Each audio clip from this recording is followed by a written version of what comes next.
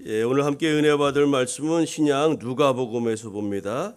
누가복음 23장 33절부터 43절까지입니다.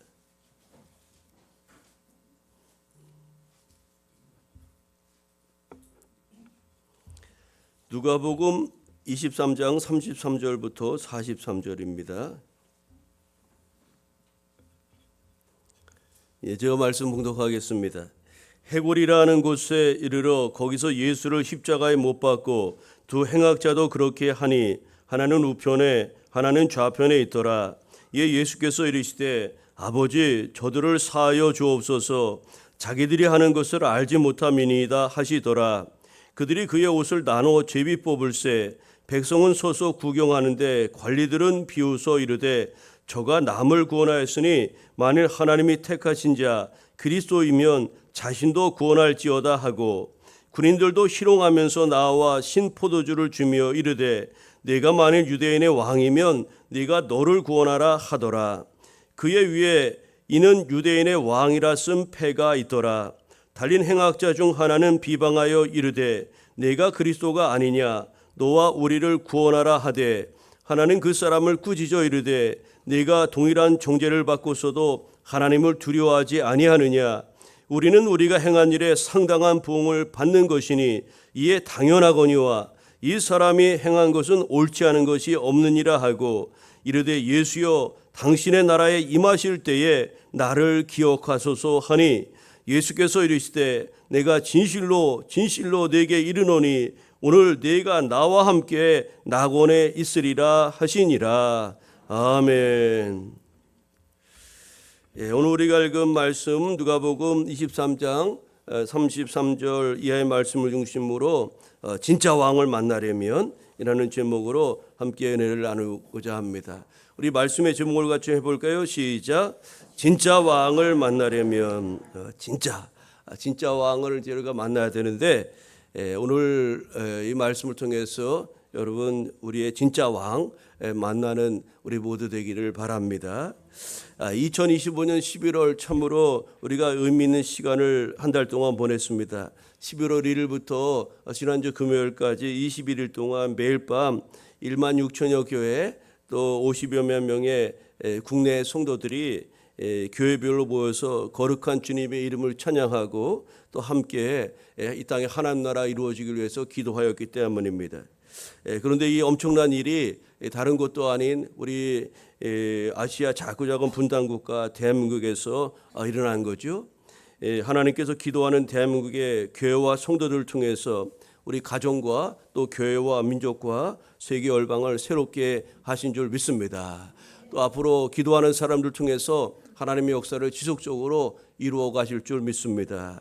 여러분 그 은혜 받은 그 채널 통로들이 다 다양하겠죠. 20명의 그런 스피커들을 통해서 각각 다른 그런 메시지를 우리에게 주셨는데 저도 아주 엄청 많이 은혜를 받은 그런 분이 계셔요.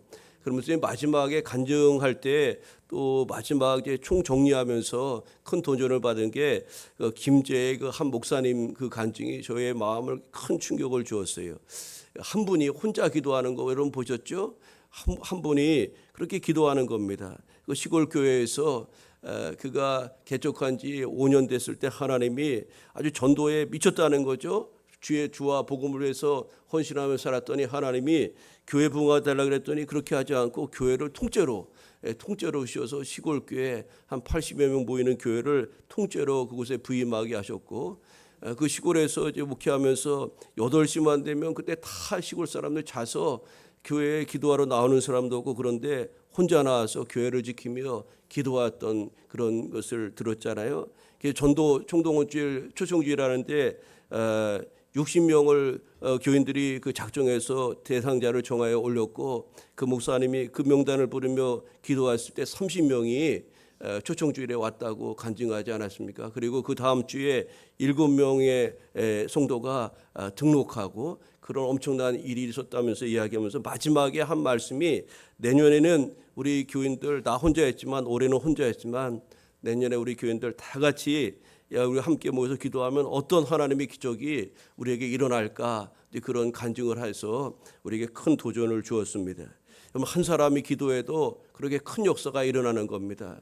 여러분 우리 한 사람 한 사람이 여러분 가정을 위해서 여러분의 기도하는 한 사람이 되길 바랍니다. 우리 교회를 위해서 기도하는 한 사람이 필요한 겁니다. 그 한 사람이 있을 때 교회가 부흥되고 또 하나님 나라가 이루어지는 거고, 이 나라를 위해서 기도하는 한 사람이 필요한 거고요. 세계 열방을 위해서, 세계 복음화를 위해서 기도하는 한 사람이 필요한 겁니다. 오늘 여러분 우리 모두가 다 기도하는 그 하나님이 찾으시는 한 사람 되어서 이 땅에 하나님의 나라를 이루어가는 역사의 도구로 우리 모두 다 쓰임받게 되기를 축복합니다. 오늘은 이제 교회력으로 우리 2025년 교회 달력이 마무리되는 날입니다. 우리 교회 달력, 여러분 달력 집에 있는데 12월 달 되면 마지막 장을 12월 달을 딱 찢어버리고 이제 새로운 새 달력을 딱 걸지 않습니까? 오늘 이제 교회는 교회 달력이라는 것이 있어요. 그래서 교회력이라는 것에 의해서 교회가 한 해 동안 이렇게 움직여 가는 겁니다.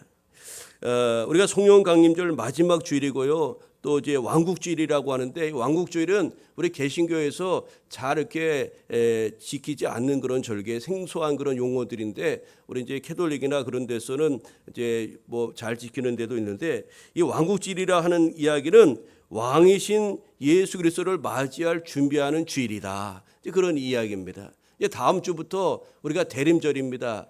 이제 빛으로 생명으로 오실 예수님을 맞이할 준비하는 기다릴 때 강림절이라고도 하고 대림절이라고도 하는데, 우리 감리교에서는 대림절로 이렇게 이제 그렇게 확정해서 부르는데요. 다음 주부터 새로운 교회력이 시작이 됩니다.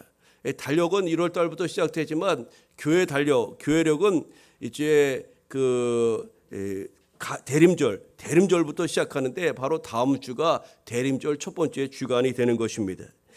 예수님께서 우리 가운데 빛으로 생명으로 그렇게 오신 그 왕 대신 예수님 맞이할 준비하는 이 왕국주일 마지막 주일에 오늘 함께 진짜 왕 우리가 만나려면 어떻게 해야 되는가, 그 말씀을 통해서 은혜를 나누고자 합니다. 여러분, 대림절, 우리 주님 맞이할 것을 준비하는 대림절은 우리를 죄에서 구원할 자신 예수님을 기다리는 것으로부터 시작되죠. 이제 앞으로 4주 있다가 예수님 탄생하시고 예수님이 이 땅에 오시는 것을 우리가 기념할 겁니다. 2025년도 이제 한 달 정도 남았는데, 여러분 남은 2025년 잘 마무리하시고 또 마지막 한 달 의미 있게 보내시고 또 복된 또 2026년 새해 맞이하는 우리 모두가 되기를 바랍니다.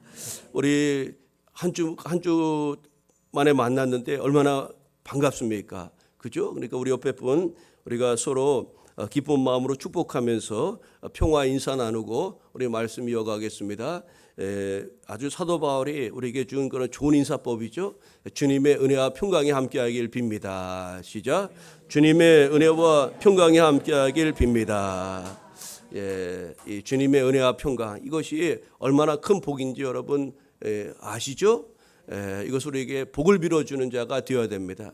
저 목사가 안 되려고 아주 발버둥을 쳤어요. 어떻게 하면 하나님 그 시킬 만한 사람을 쓰세요. 저는 뭐 믿음의 1세대고 우리 불교 믿는 집안에서 왜 저를 쓰십니까? 저기 장로님 아들도 있고 목사님 아들도 많은데 왜 접니까? 그래서 아주 목사하기 싫었어요. 그래서 아주 오랫동안 기도하면서 했는데 이제 때가 돼서 제가 이제 손들고 주님 마음대로 하십시오 그러고 순종하며 나왔는데, 근데 제가 목사가 되고 나니까 너무 좋은 거예요. 그걸 알았더라면 진짜 그때 이렇게 거부하지 말고 얼른 순종했을 텐데, 제가 목사가 되어서 가장 좋은 게 무엇인지 제가 몇 차례 말씀드렸는데, 그것은 다른 것이 아니라 복 비는 자가 되었다는 겁니다.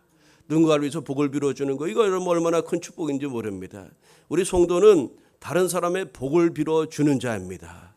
여러분 모두가 그래서 우리가 축복의 통로가 되고, 여러분 우리가 얼마나 귀한 존재인지 모릅니다. 그리고 여러분, 제가 목사가 되어서 성도들을 위해서 복을 빌고 또 불신자들을 위해서 복을 빌고 하나님의 은혜와 평강이 임하기를 위해서 기도하는 것, 이것이 저에게 준 얼마나 큰 축복이라는 것을 깨달았을 때 일찍 순종하고 갈 걸, 그런 아쉬움이 한편에 남습니다.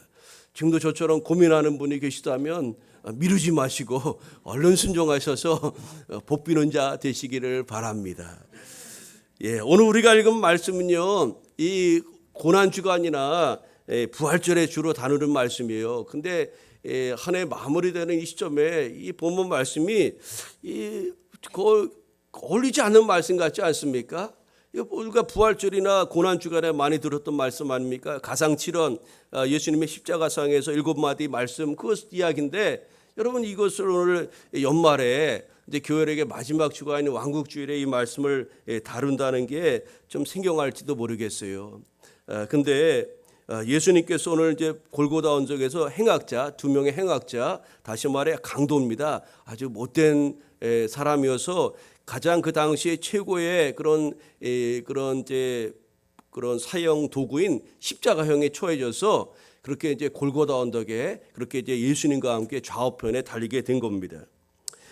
그런데 주님은 마지막 죽음을 앞에 두고서도 자신을 조롱하면서 십자가에 다는 그런 사람들을 향해서 하나님의 긍휼과 또 용서를 그런 비는 기도를 하는 것을 볼 수 있습니다. 하나님 저들이 무지해서 저렇게 하고 있어요. 좀 불쌍히 여겨달라고 마지막 그렇게 용서의 기도를 하나님께 드리고 있지 않습니까? 여러분, 그런데 이 백성들과 무지한 군중들은 예수님이 자신들이 그토록 간절하게 기다렸던 메시아라는 것을 알지 못했어요. 왜냐하면 메시아가 저렇게 무기력하게 십자가에 죄인들이나 죽는 사형틀에 매어서 죽을 것이라고는 상상도 못했기 때문입니다. 그래서 저 사람은 아무리 능력이 있고 살았을 때 여러 가지 능력을 행했다 할지라도 십자가에 죽는 것을, 무기력하게 죽는 것을 보고 우리의 메시아가 될 수 없다고 그렇게 백성들은 생각했던 거죠.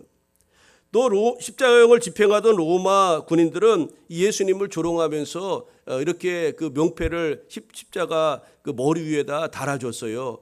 유대인의 왕. 이것은 그 로마 군병들이 예수님을 정말로 존경하고 예수님을 높여주기 위해서 그게 진심되게 그것을 쓴 것이 아니라 조롱조로 쓴 겁니다. 조롱조로. 유대인의 왕. 니들이 부르는 왕, 저 우리가 지배하는 저 유대인들의 니들이 그렇게 섬기는 메시아 왕이라고 그렇게 써준 거죠. 유대 군중들은 예수님을 하나님을 모독하는 행악자로 그렇게 생각하였고, 로마 군인들은 예수님을 정치적인 선동자, 또 로마의 반역자 정도로 그렇게 예수님을 이해하였던 겁니다. 여러분, 예수님과 함께 골고다 언덕 위 십자가에 달린 2명의 행악자, 강도가 있었는데 그 중에 하나는 예수님을 다른 사람들처럼 비방합니다. 그리고 예수님, 당신이 그리스도라면 당신과 우리를 얼른 이 십자가에서 구원해달라고 그렇게 조롱조로 예수님을 비웃었습니다. 그리고 그는 자신이 지은 죄를 뉘우치기보다 메시아 예수님을 자신의 필요와 욕망을 채우려는 존재로 그렇게 아주 하찮게 여겼던 겁니다.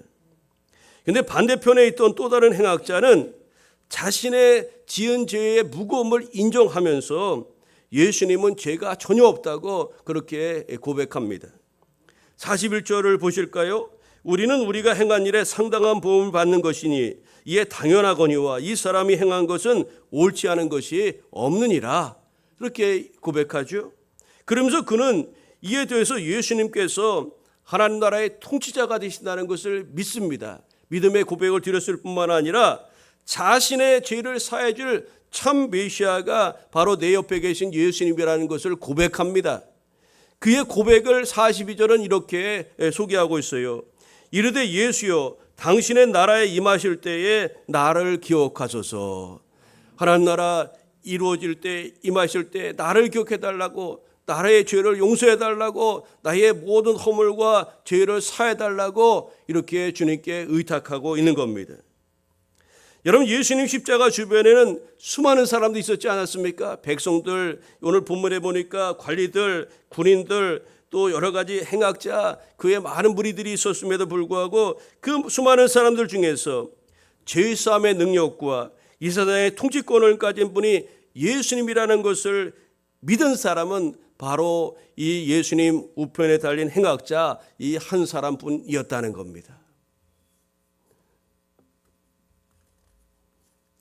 여러분, 이 예수님, 우리는 이 본문을 통해서 유대인의 왕이실 뿐만 아니라 온 세상에 진짜 왕이신 분을 만나려면 어떻게 해야 되는지 이 행악자의 그런 고백과 예수님을 바라본 그 시선을 우리가 생각하면서 한번 생각해 보고자 하는 것입니다. 여러분, 그것은 먼저 우리가 무지하고 교만하며 연약한 죄인이라는 것을 인정하는 것으로부터 시작됩니다. 진짜 왕, 진짜 우리의 구주, 진짜 메시아인 그런 하나님의 아들 예수님을 만나려면 제일 먼저 오늘 그 행악자 중에 한 사람이었던 강도처럼 나는 죄인이라는 그런 죄인임을 고백하고 인정하는 것으로부터 시작된다는 거죠. 우리 안에 있는 교만을 내려놓고 연약한 죄인임을 인정할 때 우리에게 영원한 생명을 주시는 진짜 왕 대신 예수님을 비로소 우리는 만날 수가 있는 것입니다. 오늘 왕국주의를 맞이해서 유대인의 왕일 뿐만 아니라 온 세상의 진짜 왕 대신 예수님을 우리가 만나려면 여러분 어떻게 해야 될까? 오늘 말씀을 통해서 생각해 보려고 합니다. 첫째로 우리가 진짜 왕 예수님을 만나려면 저와 여러분 우리가 하나님 앞에 죄인임을 인정해야 합니다. 하나님, 나는 죄인입니다. 우리 한번 인정해 고백해 볼까요? 하나님, 나는 죄인입니다. 시작. 하나님, 나는 죄인입니다. 여러분, 성경에서 인간을 한마디로 규정하는 단어가 있는데 인간을 죄인 그렇게 말씀합니다. 아주 기분이 나쁘죠? 기분이 나쁠 수 있어요. 근데 여러분, 이 말씀의 진의를 알게 되면 이 말씀이 얼마나 하나님 앞에 아름다운 고백인지 모릅니다. 하나님, 저는 죄인입니다. 여기서부터 모든 그런 왕 대신을 만나는 출발점이 여기서부터 시작되는 겁니다. 죄인이기 때문에 하나님의 은혜가 필요하고요. 죄인이기 때문에 하나님의 긍휼이 필요하고요. 죄인이기 때문에 하나님의 용서가 필요하고요. 죄인이기 때문에 하나님의 위로가 필요하고요. 죄인이기 때문에 하나님의 동행하심이 필요하고요. 이 죄인임으로부터 모든 것의 신앙의 출발점이 여기서부터 시작되는 겁니다. 여러분, 인간에게 죄가 임한 이유가 어디 있을까요? 아담 한 사람으로의 불순종으로 인해서 죄가 들어와 모든 사람이 죄인 되었다고 성경은 말씀합니다. 여러분, 인류에게 죄가 임하기 전에 인간은 얼마나 그렇게 하나님의 복을 받고 그렇게 지혜롭고 또 사랑스러운 존재로 살았는지 모릅니다. 여러분, 죄가 아담에게 임하기 전에 아담에게 하나님이 이제 만물의 이름을 정하게 하죠. 아담이 보는 곳곳마다 새도 그냥 새라고 통칭하지 않고 까치, 까마귀, 뭐 독수리 그냥 보는 곳마다 다다다다닥 그냥 이름을 정하는 겁니다. 요즘 휴대폰으로 이렇게 탁 찍으면 그게 나오더라고요, 그죠? 사진 찍으면 나오는데 아담의 지혜가 얼마나 출중했는지를 보여주는 겁니다. 하나님의 지혜가 아담에게 있었어요. 또 아담에게 어떤 것이 있었냐면 그의 사랑은 아주 특별했습니다. 엄청난 사랑의 사람이었어요.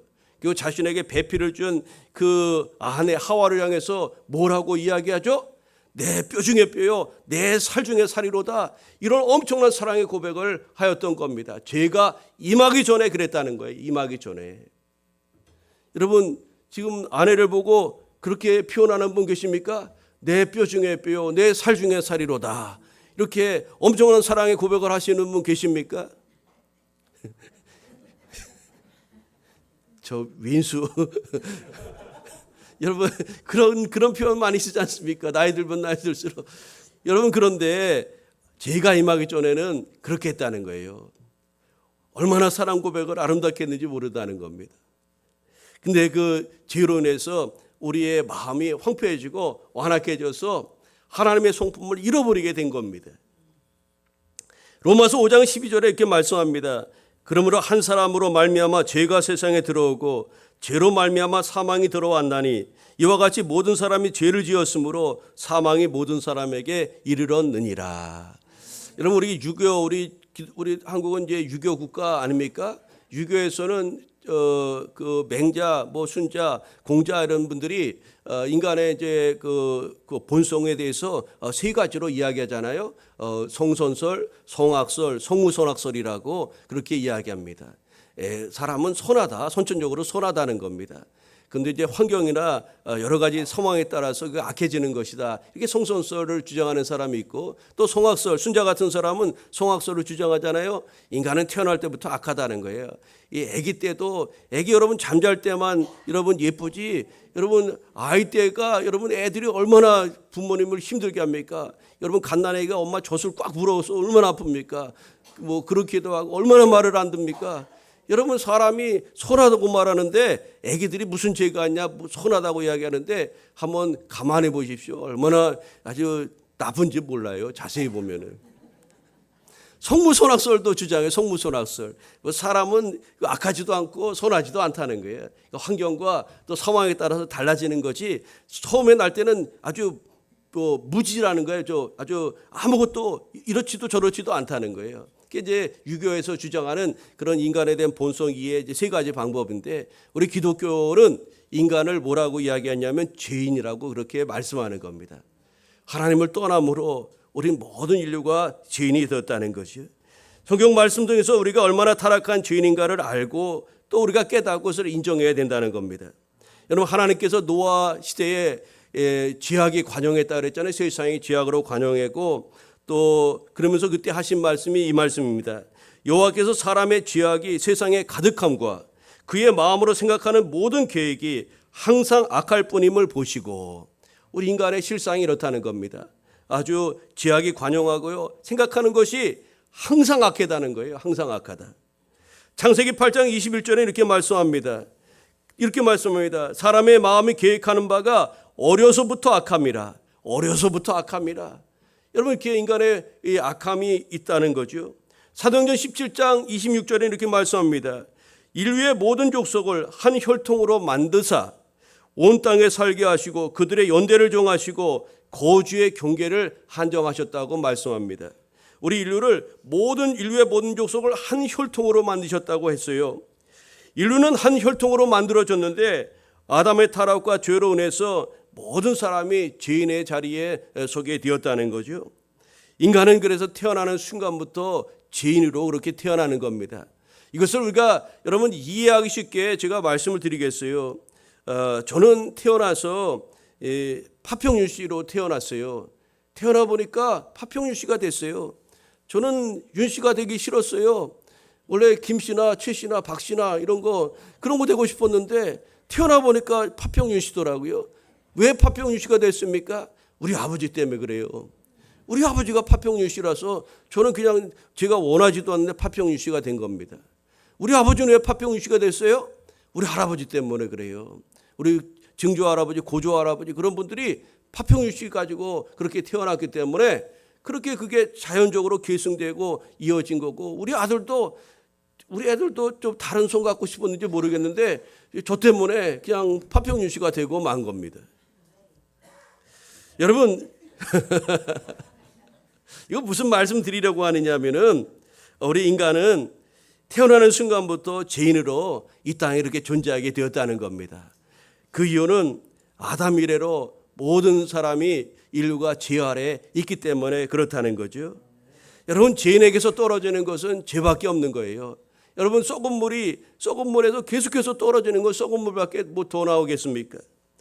바울은요, 자신의 실체를 로마서 7장에서 소개하면서 이렇게 고백합니다. 자신에게는 선한 것이 없으며 내 속에 죄가 있노라고 그렇게 말합니다. 그러면 자신은 아주 곤고한 자요, 이 사망의 몸에서 누가 자신을 건져낼 수 있느냐고 그렇게 아주 탄식하면서 그렇게 말합니다. 그러면서 디모데전서 1장 15절을 보면 이 바울이 자신을 이렇게까지 소개합니다. 미쁘다 모든 사람이 받을 만한 이 말이요, 그리스도 예수께서 죄인을 구원하시려고 세상에 임하셨다 하였도다. 죄인 중에 내가 괴순이라. 여러분, 사도 바울, 기독교 2000년 역사 속에서 가장 위대한 그런 인물 중에 한 사람이었던 사도 바울은 자신의 실존을 이렇게 하나님 앞에서 인정하는 겁니다. 나는 죄인 중에 괴순이라. 괴수라는 것은 제일 못된 놈이라는 것 아닙니까? 죄인 중에 가장 극악무도한 죄인이라는 것을 그렇게 표현하고 있는 겁니다. 여러분, 저와 여러분 모두 어떤 존재입니까? 완전 타락해서 죄와 허물로 죽을 수밖에 없는 죄인이라는 것을 우리는 기억해야 됩니다. 로마서 3장 9절 10절에 이렇게 인간을 이렇게 정의합니다. 유대인이나 헬라인이나 이스라엘 백성이나 아니면 또 이방인이나 할 것 없다는 거예요. 다 죄 아래 있다고 우리가 이미 선언하였노라. 기록된 바 의인은 없나니 하나도 없나니라고 했습니다. 그래서 모든 인간은 죄인이라는 것을 성경은 이렇게 소개하고 있는 겁니다. 여러분, 그렇습니다. 저와 여러분은 죄인이요, 그렇기 때문에 죄의 문제를 해결하러 오신 예수님이 반드시 오늘 우리에게 필요한 줄로 믿습니다. 우리가 온 세상에 진짜 왕 만나려면 우리가 어떤 존재인지 알아야 되는데 저와 여러분은 전적 완전 타락한 죄인이라는 것을 여러분 잊지 마시기를 바랍니다. 두 번째로 우리가 진짜 왕 대신 예수님 진짜 왕을 만나려면 우리가 하나님 앞에 우리의 연약함과 허물을 자복하고 회개해야 합니다. 여러분 죄인임을 깨닫고 인정하는 것이 진짜 왕을 만나기 위한 첫 번째 걸음이라면 두 번째 과정은 우리의 죄를 자백하고 인정하는 거예요. 회개하는 데 있습니다. 여러분 국가 간의 관계에서 우리 지금 한일 관계에 계속 이제 답보 상태로 있고 이제 정권이 바뀔 때마다 그 대일 관계를 이제 열어가려고 여러 가지 이야기를 하지 않습니까? 근데 대일 관계 속에서 가장 큰 걸림돌이 무엇입니까? 과거사 문제 아닙니까? 과거 일제 36년 동안 우리나라를 압제했던 그 문제 때문에 한일 관계가 진척되지 못하는 경우가 많이 있는데 그래서 그 관계가 풀려야 우리가 잘못했다. 우리가 이제 앞으로 관계를 좀 잘 해나가자 그렇게 하고 끝나면 되는데 그거를 잘 안 하는 거예요. 그래서 그 때문에 이 관계가 잘 진척 앞으로 나가지 못하는 일들이 얼마나 많이 있습니까? 여러분 이것은 국가관계 속에서만 아니라 인간관계 속에서 마찬가지입니다. 잘못한 거, 서운한 거 이거 풀지 않고 우리가 더 좋은 관계로 나아갈 수가 없어요. 여러분 하나님과 인간관계에 있어서도 마찬가지입니다. 우리가 죄를 품고서는 하나님께로 나아갈 수 없을 뿐만 아니라 우리가 죄를 품고서는 복의 근원 되신 하나님으로부터 주어지는 은혜와 복을 우리가 누릴 수가 없다는 거예요. 우리 기도가 하나님 앞에 연락되지도 못하고 하나님 우리에게 복을 막 주려고 이렇게 쌓아놓고 계심에도 불구하고 이 죄의 담이 쳐져서 우리에게 주시고자 하시는 것이 내려오지 못하는 경우가 있다는 겁니다. 그래서 선지자는 이사야 59장 1, 2절을 통해서 이렇게 증언합니다.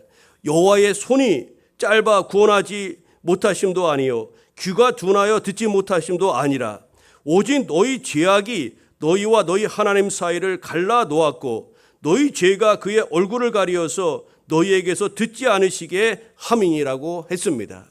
하나님과 우리 사이에 막힌담이 생겨서 이것이 여러 가지 장애가 된다는 것을 이야기하는 것 아닙니까? 여러분 회개는 뭡니까? 회개는 우리의 죄인됨을 하나님께 인정하는 겁니다. 하나님 저는 죄인입니다. 저는 허물 많은 죄인입니다. 성경에 말씀하신 대로 저가 그 죄인입니다. 여러분 또한 우리가 생각과 말과 삶으로 행한 그릇된 모든 것들을 인정하고 하나님 앞에 내려놓는 것이 바로 회개라고 할 수가 있어요. 요한일서 1장 8절 9절에 말씀합니다. 만일 우리가 죄가 없다고 말하면 스스로 속이고 또 진리가 우리 속에 있지 아니할 것이요. 우리가 죄가 없다고 말한다면 우리는 속이는 자라는 겁니다. 그러면서 이렇게 말씀합니다. 만일 우리가 우리 죄를 자백하면 그는 미쁘시고 의로우사 우리 죄를 사하시며 우리를 모든 불의에서 깨끗하게 하신다고 말씀하였습니다. 하나님을 멀리한 것 이것이 가장 큰 죄입니다. 하나님을 믿지 않은 것 이것이 가장 큰 죄예요. 하나님 말씀에 불순종한 것 이 모든 것들이 죄인데 이외에도 우리가 살아가면서 말로 생각으로 성경에 보니까 마음으로 음욕을 품은 자마다 이미 간음죄를 범한 것이라고 했어요. 우리가 생각으로 짓는 죄가 얼마나 많이 있습니까? 그러니까 우리가 죄인 아닌 사람이 없다는 거예요. 여러분 그런데 우리는 하나님 앞에서 우리의 입을 열어 우리의 죄와 허물을 자복해야 한다는 겁니다. 내 마음 알지? 모릅니다. 남편하고 아내한테 내 마음 알지? 모른다니까요. 내가 당신 사랑하는 거 알잖아. 몰라. 사랑해야 된다고 고백해야 된다는 겁니다. 또 좋은 거 선물도 사주면서 그래서 우리 교회가 새벽 기도할 때마다 하나님 사랑합니다. 예수님 사랑합니다. 성령님 사랑합니다. 하루를 시작하면서 그 고백을 하면서 하루를 시작합니다.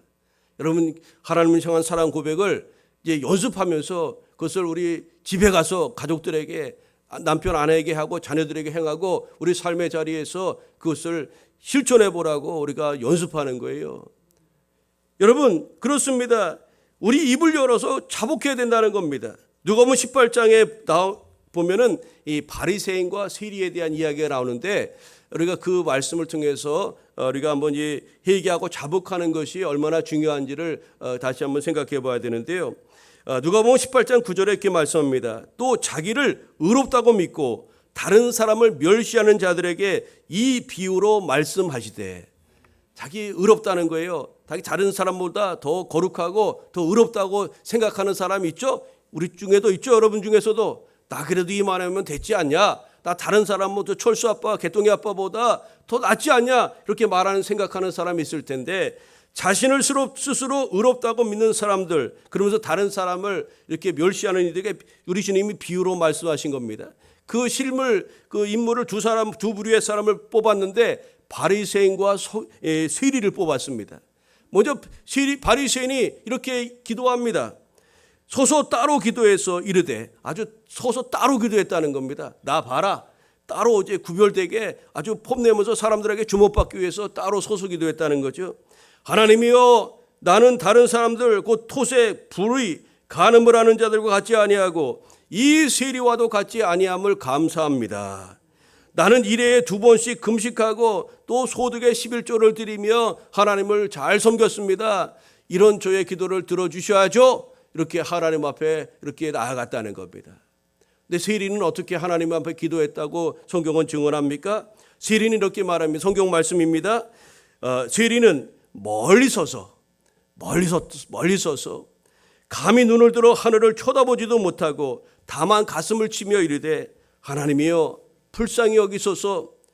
나는 죄인이로소이다. 그렇게 하였느니라고 주님이 가르쳐 주셨어요. 그러면서 결론적으로 이렇게 말씀합니다. 내가 너에게 이르노니 이에 저 바리새인이 아니고 이 사람이 의롭다 하심을 받고 그의 집으로 내려갔느니라. 여러분, 누가 하나님 앞에 의인입니까? 하나님 앞에 자신의 연약한 것 허물을 인정하고 자복하고 회개하는 자. 하나님, 저를 불쌍히 여기소서. 나는 죄인입니다. 자복하고 회개하는 이가 하나님 앞에 의롭다 인정을 받고 내려갔다고 말씀하고 있습니다. 죄인임을 부정하는 자, 상대적인 의인의식에 사로잡힌 자들에게 경종을 올려주는 우리 주님의 말씀인 것입니다. 여러분, 회개하는 자, 자신의 죄와 허물을 주님 앞에 자복하고 회개하는 자가 진짜 왕, 우리 주님 만날 수 있음을 잊지 마시기를 바랍니다. 마지막으로 우리가 진짜 왕을 어떻게 만날 수 있습니까? 우리 죄를 없애야 됩니다. 죄 없애면 우리 주님 왕 만날 수 있다는 겁니다. 이 죄를 근데 우리가 없앨 수가, 어떻게 하면 없앨 수 있을까? 그 방법으로 한번 생각해 보고자 합니다. 죄의 문제를 해결해야만 진짜 왕을 만날 수 있는데, 이 죄를 근원적으로 없애는 방법이 있습니다. 그것은 죽으면 됩니다. 죽으면 죄가 없어지는 겁니다. 죽으면은. 그래서 우리 살인죄를 보만이라도 그 사람이 죽으면 우리 현행법에서도 공소시효 만료 딱 해가서 더 이상 수사 진행하지 않잖아요. 죽었는데 뭘 어떻게 합니까? 죽으면 죄가 없어지는 겁니다. 그래서 우리 죄의 문제 해결하려면 그 방법이 있는데 죽으면 돼요. 죽으면 우리 죄가 없어지지 않습니까? 내 죄는 내가 죽어야 없어지는 겁니다. 그런데 그렇게 하지 않은 방법을 하나님께서 계획하셨고, 그것을 통해서 우리를 죄와 사망으로부터 건져 주셨습니다. 그래서 이것이 복음인 겁니다. 복된 소식, 생명의 소식, 이것이 진짜 복음인 것 아닙니까? 죽어야만 없어지는 죄의 문제를 해결해 주시려고 하나님께서 독생자 예수님을 우리에게 보내셔서 우리를 위해서 대신 십자가에 달려서 고난당하시고 대신 죽게 하신 것입니다. 오늘 우리가 부활절이나 고난주간에 이 말씀을 왜 오늘 우리가 읽어야 되는가? 이것은 고난주간과 부활절에만 읽어야 될 말씀이 아니라 우리가 늘 우리 가까이 두고 읽으면서 우리 주님께서 우리의 죄의 문제를 해결하시기 위해서 어떻게 하셨는가? 우리가 깊이 상고하고 묵상해야 될 하나님의 말씀인 겁니다. 마가복음 10장 45절에 말씀합니다. 인자가 온 것은 섬김을 받으려 함이 아니라 도리어 섬기려 하고 자기 목숨을 많은 사람의 대속물로 주려 함이니라. 그렇다면 우리가 해야 될 것이 무엇이 있습니까? 내 죄 때문에 내 대신 십자가 달려 돌아가신 예수님을 마음으로 믿고 입으로 시인하는 것입니다. 그러면 우리의 모든 죄가 주님께 전가되고 우리는 의롭다함을 하나님으로부터 얻게 되는 것입니다. 로마서 10장 9절 10절에 네가 만일 네 입으로 예수님을 주로 시인하며 또 하나님께서 그를 죽은 자 가운데서 살리신 것을 내 마음에 믿으면 구원을 받으리라. 사람이 마음으로 믿어 의에 이르고 입으로 신하여 구원에 이르느니라고 말씀하였습니다. 출애굽기 12장 13절을 보면요, 유월절 사건이 나옵니다. 유월절 어린 양 피를 집 문설주와 인방에 바르라고 하나님께서 모세를 통해서 이스라엘 백성들에게 말씀하죠. 그래서 이스라엘 애굽의 장자를 다 치고 초태생들을 다 칠 건데 죽음의 사자가 임하게 될 건데 이스라엘 백성들 어린 양 피를 바르면 그 죽음의 영이 떠나가게 그 집에 임하지 못할 것을 말씀하셨어요. 그 히브리서 12장 출애굽기 12장 13절 말씀입니다. 내가 애굽 땅을 칠 때에 그 피가 너희가 사는 집에 있어서 너희를 위하여 표적이 될지라. 내가 피를 볼 때에 너희를 넘어가리니 재앙이 너희에게 내려 멸하지 아니하리라. 여러분, 이 구약의 출애굽기의 이 말씀은 예수님의 십자가 대속 사건을 예표하는 말씀입니다. 이것은 죄로 인해서 죽을 수밖에 없는 이들을 위해서 예수님께서 십자가 대속의 보혈을 흘려주실 것을 예표하는 것으로서 죄의 문제는 반드시 피로 정결하게 된다는 것을 우리에게 말씀하는 겁니다. 그래서 히브리서 기자는 말합니다. 피 흘림이 없이는 죄사함이 없느니라. 그래서 구약시대에 그렇게 동물들의 짐승의 피를 흘리고 우리의 모든 죄를 짐승에게 전가해서 그것을 잡아 제물로 드리면서 우리의 죄를 하나님 앞에 속죄하고 그렇게 한 것 아닙니까? 다시 말해 우리의 죄의 문제를 해결받으려면, 죄를 없애려면 반드시 어린 양 되시는 예수님의 보혈을 힘입어야 가능하다는 것을 우리에게 가르쳐주는 그런 말씀인 것입니다. 히브리서 9장 12절에 말씀합니다. 염소와 송아지 피로 하지 아니하고 오직 자기의 피로 영원한 속죄를 이루사 단번에 성소에 들어가셨느니라. 이제 우리는 신약시대에 예수님의 피를 의지하면 죄사함 받고 하나님의 자녀가 되는 그 길을 우리에게 열어주신 것입니다. 우리도 죄 문제 해결하려면 지금도 구약시대였다면 우리도 여전히 짐승 잡아다가 짐승에 우리 죄를 전가하고 그것을 잡아다가 그의 피를 뿌리고 그렇게 제사 드려야만 했을 것입니다. 그런데 예수님께서 영원한 속죄 제물이 되어 주셔서 예수 피를 의지하는 자마다 이제 그렇게 짐승자와 드릴 제사가 드릴 필요가 없는 겁니다. 우리 죄를 속할 필요가 없어요. 우리 예수님을 믿기만 하면, 예수께서 우리의 모든 죄를 담당하시 십자가 지신 것을 우리가 믿음으로 고백하며 나아갈 때 우리는 그런 죄 사함의 은혜를 잊게 되는 것입니다. 히브리서 9장 21절 22절에 이렇게 말씀합니다. 또한 이와 같이 피를 장막과 섬기는 일에 쓰는 모든 그릇에 뿌렸느니라. 율법을 따라 거의 모든 물건이 피로써 정결하게 되나니 피 흘림이 없은즉 사함이 없느니라. 우리 주님이 십자가에서 피 흘리심으로 우리의 모든 죄의 문제가 속량 없어지게 된 줄로 믿습니다. 이사야 53장 6절에 지금 우리가 초청주일에 이 말씀을 한번 드렸는데 이사야 53장 6절에 말씀합니다. 우리는 다 양 같아서 그릇 행하여 각기 죄길로 갔거늘 여호와께서는 우리 모두의 죄악을 그에게 담당시키셨도다. 우리 모두의 죄악을 그에게, 죄 없이 예수님에게 담당 또 넘기셨다는 겁니다. 그래서 우리의 모든 죄를 가지고 십자가에서 대신 죽으심으로 인해서 우리의 모든 죄를 없애 주셨습니다. 내 죄를 담당하신 예수님을 믿을 때 나의 죄는 그분께 전가되고 우리 죄는 완전히 없어지며 하나님께서 우리를 의롭다 인정해 주시는 것입니다. 이것이 기독교의 죄사함의 방법인 겁니다. 우리의 공로와 노력으로 선행을 쌓고 덕을 쌓고 기독교의 불교나 다른 종교에서 말하는 그런 방법을 따라 수행하고 108 절을 하고 그런 방법으로 구원에 이르는 것이 아니라 예수 그리스도를 믿음으로 말미암아 우리의 죄가 속량되고 하나님의 자녀가 되는 것입니다. 어제 말씀의 결론을 맺습니다. 왕국주일입니다. 대림절에 우리는 유대인의 왕이요 모든 인류의 왕 되신 예수님을 기다리며 또 그분을 맞이하게 될 것입니다. 진짜 왕을 만난다는 것이 무엇일까요? 진짜 왕을 만난다는 것은 그분의 나라를 상속받게 되는 겁니다. 우리가 하나님의 나라 백성이 된다는 것을 이야기합니다. 그분의 자녀가 되는 겁니다.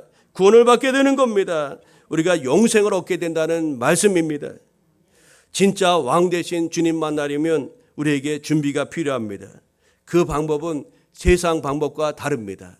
여러분, 우리나라에서 해외 왕이나 대통령 온다면 나라에서 이렇게 잘 준비하지 않습니까? 그 예식에 따라서 다 격식을 따라서 준비하는 것 아닙니까? 우리가 왕을 만나는데, 진짜 왕을 만나는데 우리가 어떻게 준비해야 될까요?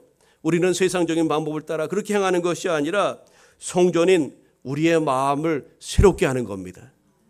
그것은 다른 것이 아니라 우리가 하나님 앞에 죄인됨을 인정하고 우리의 연약한 검으로 주님 앞에 자복하고 회개하는 것이요, 또 예수님의 보혈과 십자가 대속의 사랑을 믿음으로 하나님 앞에 의롭다 인정받는 것입니다.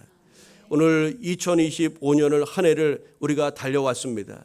여러분, 진짜 왕을 2026년 새해에도 우리가 만나고 모시고 그렇게 살아가야 되지 않겠습니까?